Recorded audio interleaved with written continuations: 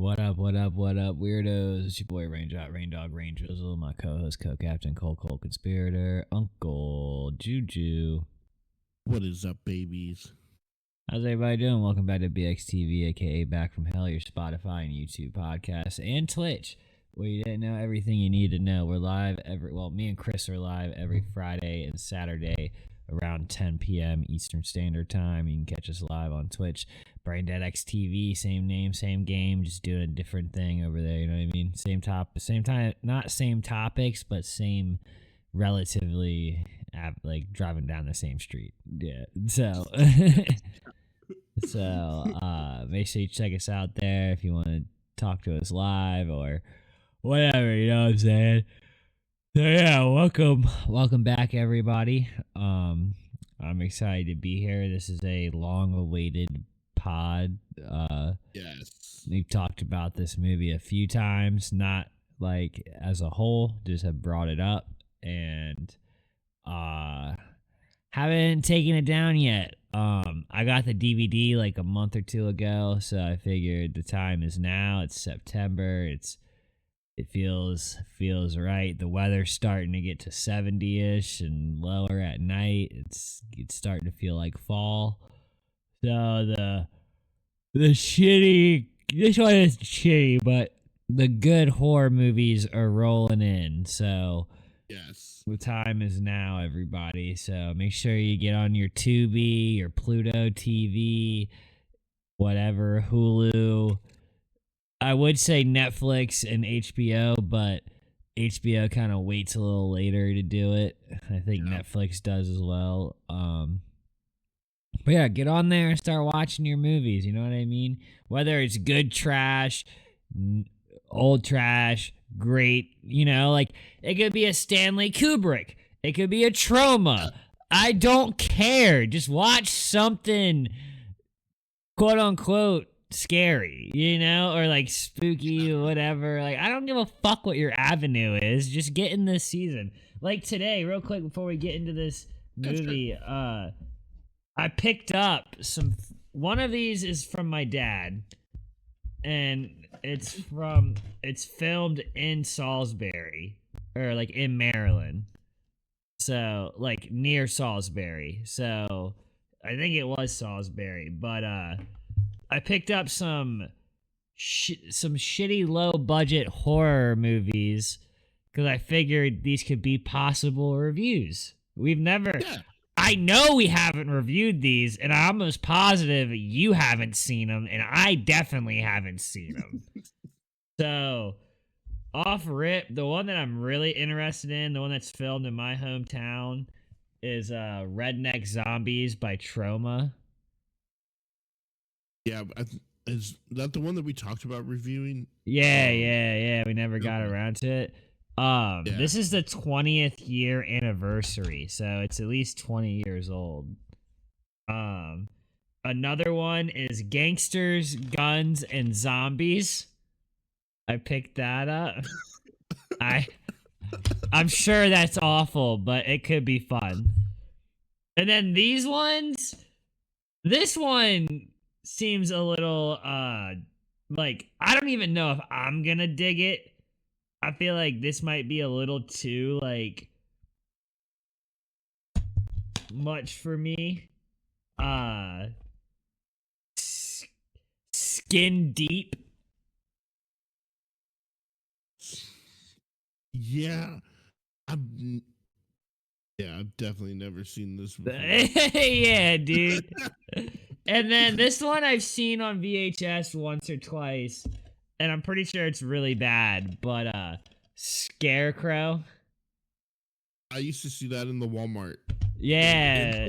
But it was never in the dollar bin. It would be like in the horror section proper, Yeah.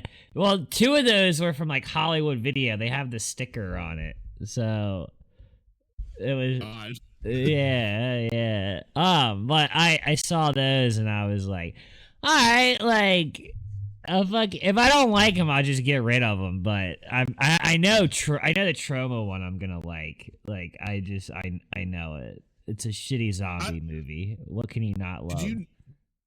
Did you notice the trauma shout out in Yes, I was gonna bring the that movie? up. Okay, yeah. Yeah. Okay. So the movie we are reviewing is the none other than the 2006 James Gunn masterpiece, as you will say, Yes. Slither, a horror sci-fi. It's an hour 35 minutes.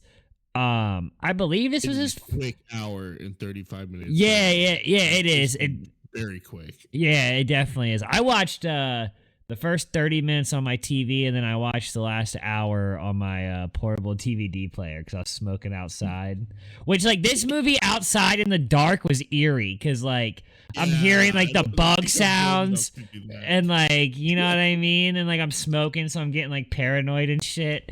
So, like, it was just like, oh, this was a mistake. Wasn't this his, like, first movie that he, like, or was it? It was the first movie he wrote and directed. Okay, because I know Tromeo and Juliet was like the first one he worked on, and then Yes. I think this was the first one that he directed and wrote. This is rated R. It was distributed by Universal Pictures and Gold Circle Films.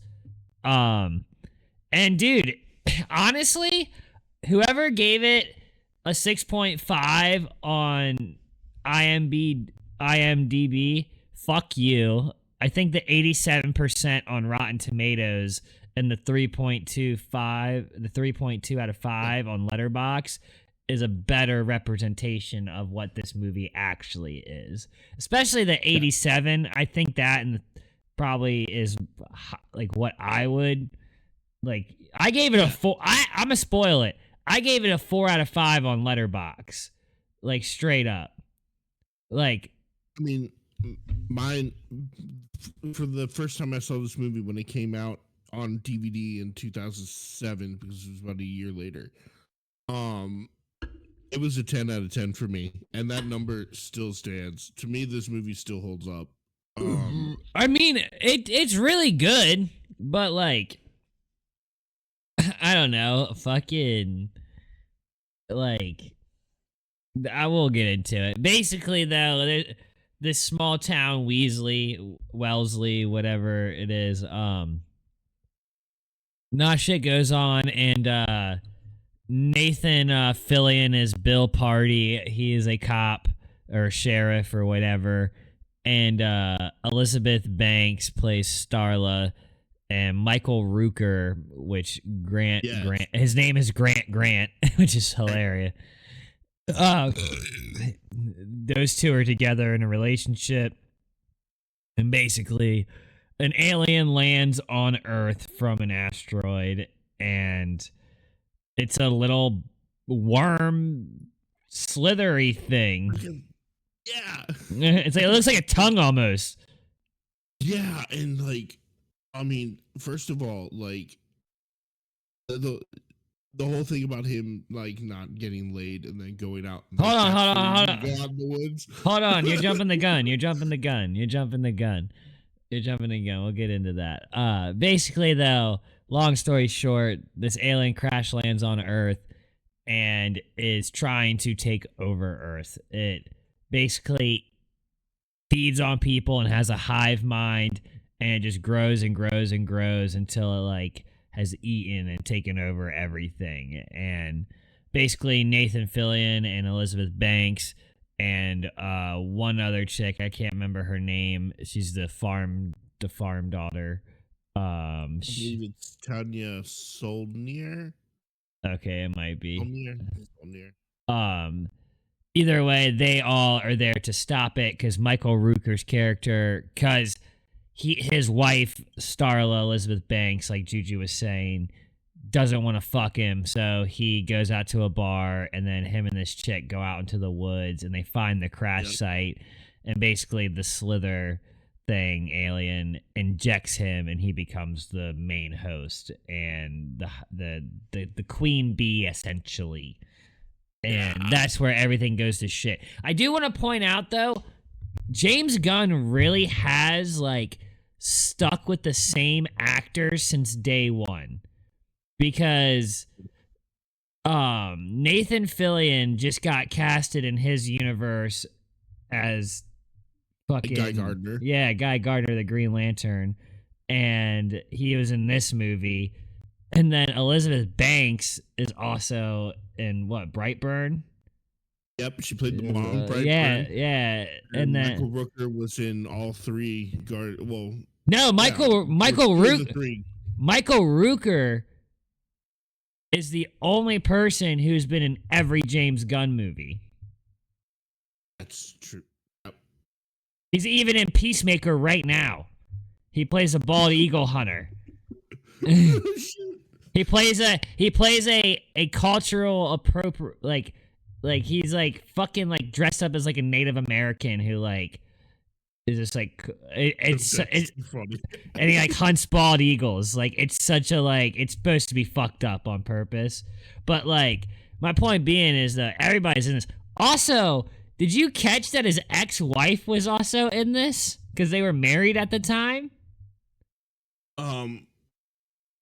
Fuck, who's Jenna Fisher, Pam from The Office. That's right. I was gonna say that Jenna Fisher was the fucking ditzy secretary. She was hot, dude. She was her with like the for some reason it was like 70s themed hair going on, like and like attitude she had. Like I don't know, she was hot in this movie. But yeah, I thought it was funny that like he really has cast both of his wives in like movies and shows. Like he's like, fuck it, if you're married to me, I'll get you a job. Like run it up. Also, Greg Henry killed it. He was funny as shit. Yes. Another director, very infamous for doing that. You can always tell who he's dating for who put in the movies. Fucking Tim Burton. Really? Yes.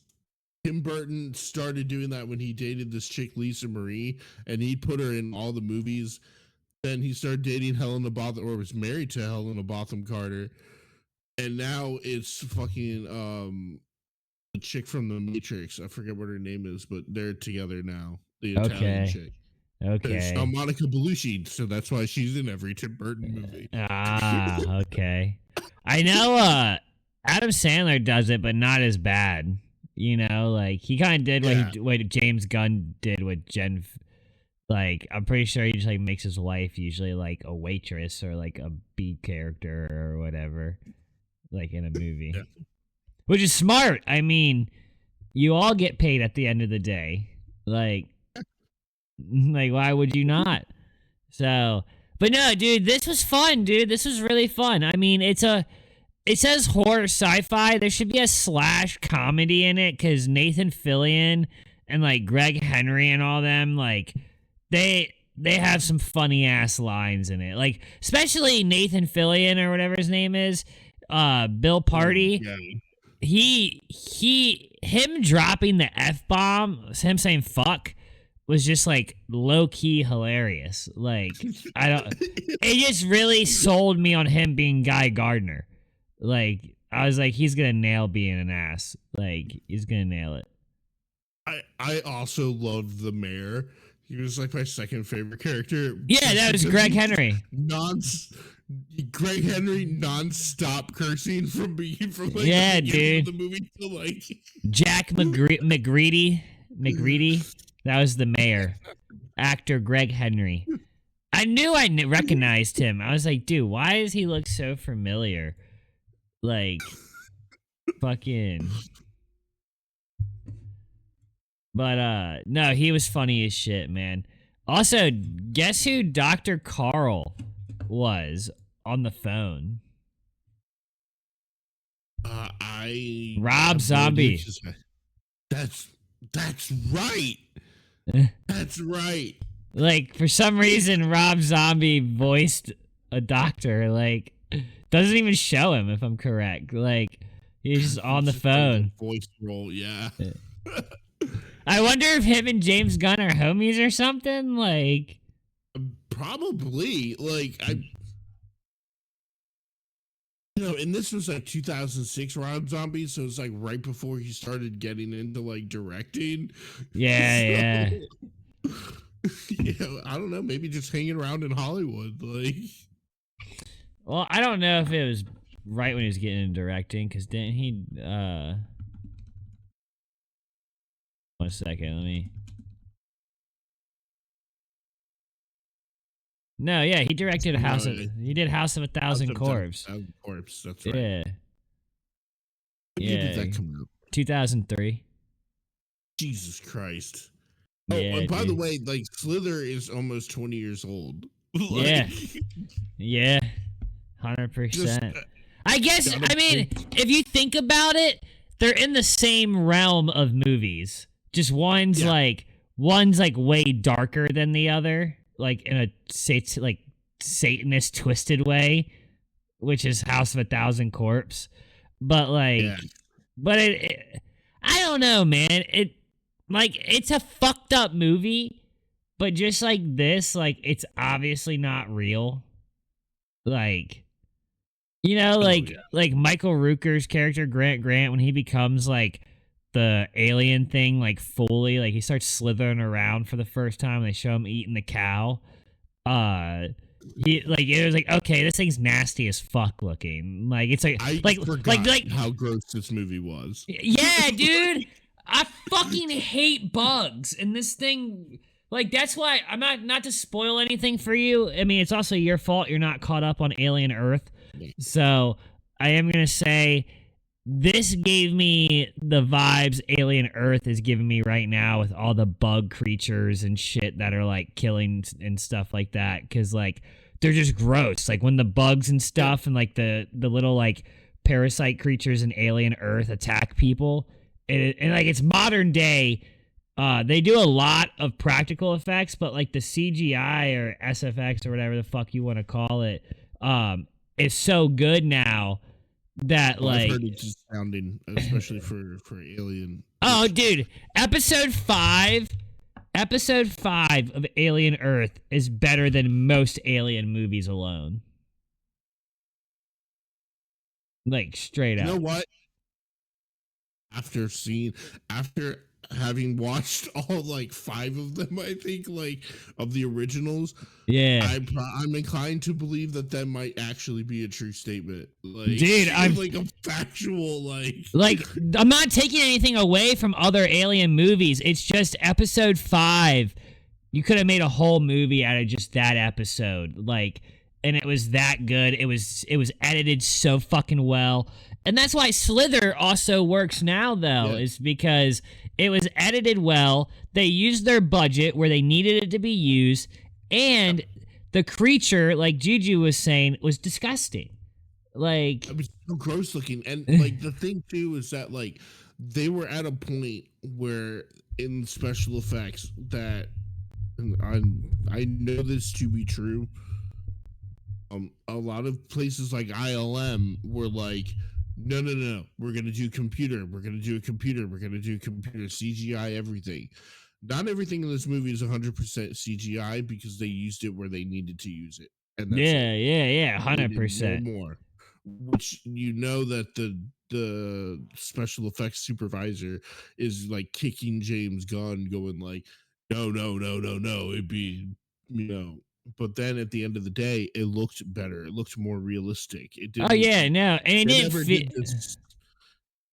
Sorry, like they never do the same trick twice. You No, know? no. I mean, they show you like, well, other than like the drain hook thing, fucking Yeah. but I get what you're saying. But yeah, I was gonna say, it doesn't feel like it feels like a early 2000s creature feature that was edited way better than most.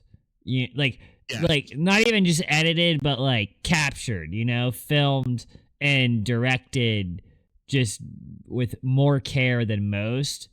And I think that's why this movie holds up, because like okay, so nobody get mad at me here online. No. The difference in this and like a trauma film is like James Gunn wasn't going for trash. Like it just fits that category because it's like a gory creature feature. It's not actually like a trash horror movie at the end of the day. It's actually like a pretty sound like horror comedy that just like works,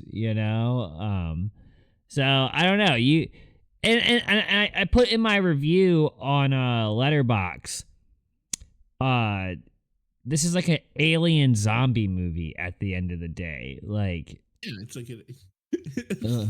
Like it but my point being is I know I'm obsessed with this other zombie movie at the moment, and everybody's going to be tired of me saying this, but I love Day of the Dead, and I think James Gunn could make an amazing Day of the Dead remake. I think yes. I think he could do that I movie will really say well. Snyder did a great job with his remake of Dawn of the Dead. Yeah, yeah. But Day of the Dead, and I had that movie actually. I think I have the original on DVD somewhere. Um, he would absolutely do a great Day of the Dead remake. That's what I'm Hands saying, down. dude. That's what I'm saying, man. We got a dawn. Let's get a day. Like Yeah. James Gunn would do something interesting with that silo and all that shit, and like the Oh zombies yeah, and getting the fucking smarter. zombie getting smart. Yeah, that. Like he would. Oh, and like he did in this movie, how he had the trauma, the Toxic Avenger cameo. Like the chicks watching Toxic Avenger on the TV, and like you wouldn't you would parenting. yeah, you wouldn't know it unless you've seen that movie like a bunch or recently, because it's the most random scene. It's him at the pool getting fucked with. Like it's like early on in the movie before he, yeah, before he's even Toxie, like before he even turned. So like, I'm wondering like. I'm wondering like he did that just because he wanted to, or like it was like, oh, he got the, like it was an easy thing to get the rights to, you know, like what, like what was No, I the, think that if knowing James Gunn, nothing is accidental. I would yeah, guarantee he's a fan of toxic of Avenger. it. True. I mean, after seeing this, yes, like, cause dude, the kills also looked fucking awesome. Like the headshots, like the slice, like when he sliced the guy in half, like all of it was good. Oh yeah, and I mean, like I gotta say, my favorite ones was she blew the head dude's head off, and the Yeah. brain like came out, and like it just flopped out too, which was like even more gross. Yeah, dude. It was funny as And like, shit when he was when Bill Parter, the sheriff, Nathan, he's like driving in the car he just rescued the farm girl, and he pulls up on Elizabeth Banks' character, and she's just like stabbing the fucking dude in the head with the fucking sign pole or whatever, and they're just like, what the fuck, because like or like, I mean, Guy Gardner, how Guy Gardner was that? The way that I'm gonna tell that story, I was the hero. oh yeah, and at the very end he's like, yeah, tell her that story about how I saved you from the deer. And then, like, I mean, talk about toxic relationships. I mean, like, the whole Grant thing. Like, I mean, I get it. Like, I feel sorry for him personally because, like, a lot of the stuff was just the alien taking over, like, and doing its thing. But then, like, you also don't feel bad because, like, again, he got up that night and left. You could have just rolled over, licked your wounds, gone to sleep, and be fine. And some other animal could be the host of, our alien overlord thing. Yeah, 100%. Because you were horny and mad and being an incel, Yeah. you got possessed by an alien. Good job, bud. More of the story. Don't be so fucking ass hurt if you don't get laid, because you might get fucking probed by an alien. Yeah, dude. Like, come on, man. That should be a big, like, learning experience for all of us watching this. Or it's a common sense thing, like, Yeah, no, I mean, I'm just joking anyway. But no, dude, this was a very fun watch. I had a great time. I stand by my 4 out of 5. I mean, personal, yeah, it's a 5. But if I was gonna recommend it to somebody, I'd tell them it's a 4 out of 5, so they don't expect more than like what I'm selling. Yeah, I'm not gonna sit here and hype it up like it's the best horror comedy ever. But No. as far as horror comedies go, in my opinion, this was like a knockout. The one know? thing that did look kind of shitty that we didn't touch on that I think we do got to mention in case somebody brings it up is Sure. in the very beginning when Grant gets probed, that like Oh, they have scene, that weird like the scene where his weird like whole movie. body, yeah, it's like Yeah. X-ray and like he gets like a shock thing. I mean, I get what they were doing, but like it didn't look that good. Yeah, it kind of took you out of the movie. They could have done Yes. something a little bit more like go inside of his mouth and then you see the thing like Yeah, yeah. chill. I think it was just a cheaper option. And then you see Yeah. the end of the movie and you're like, "Oh, okay, this is where all the Yeah. like this is where all the budget went." Well, the money went. um, No, but I stand by it. I think James Gunn can do it all, man. I think he's very talented, and I think this and all his superhero movies and everything else proves that. oh yeah. I mean, there's no other perfect example of like progression of director from this to something say like Superman, where it's like Yeah. he proved himself that like he can do. I've always said like he can do a $5 million movie and make it look like a $20 million movie.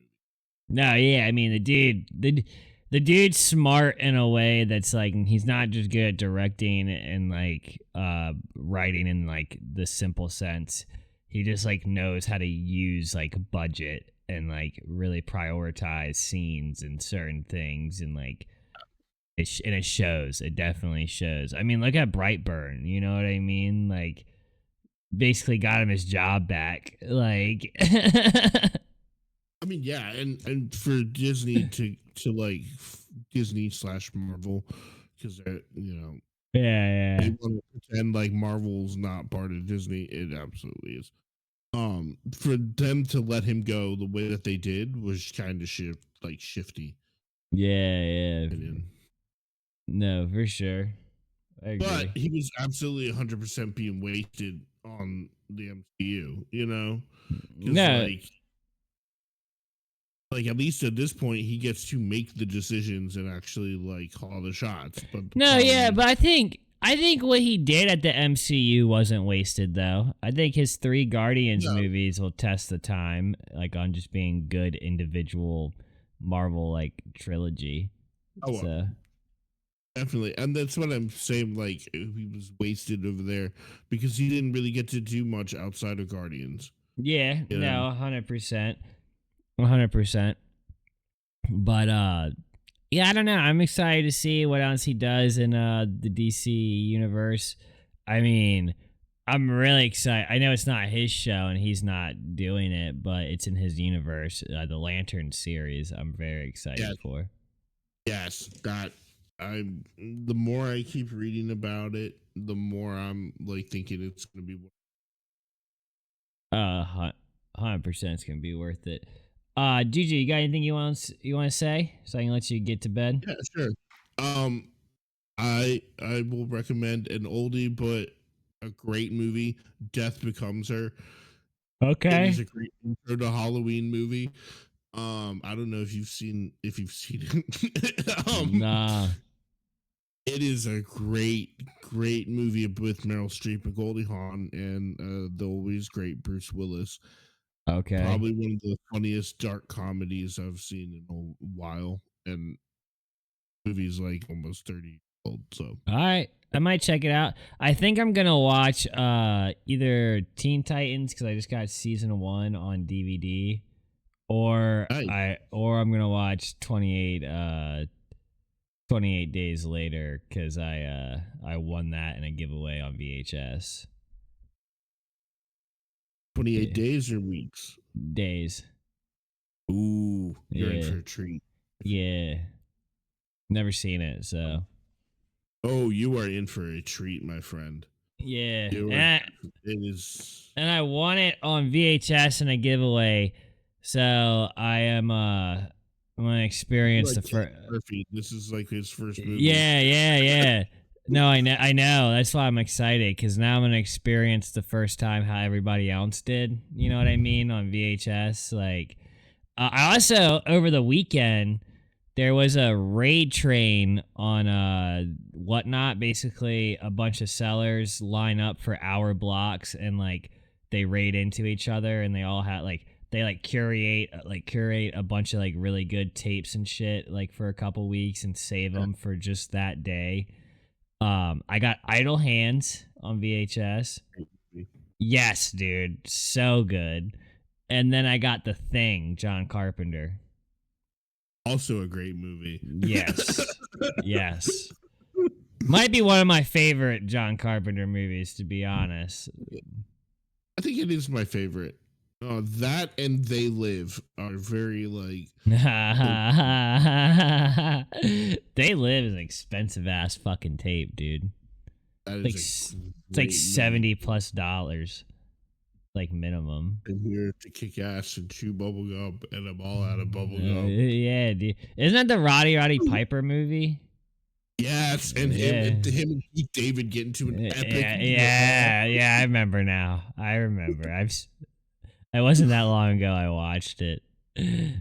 Fucking, that's crazy that movie is so much, dude. Like, because the thing is like a $30 tape now, and I only paid like $19 for it. That's why I bought it.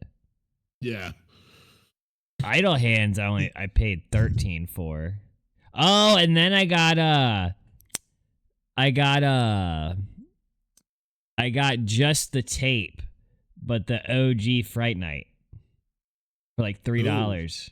Ooh, yeah. You gotta review that proper. Yeah, we did the remake and kind of touched on the first one.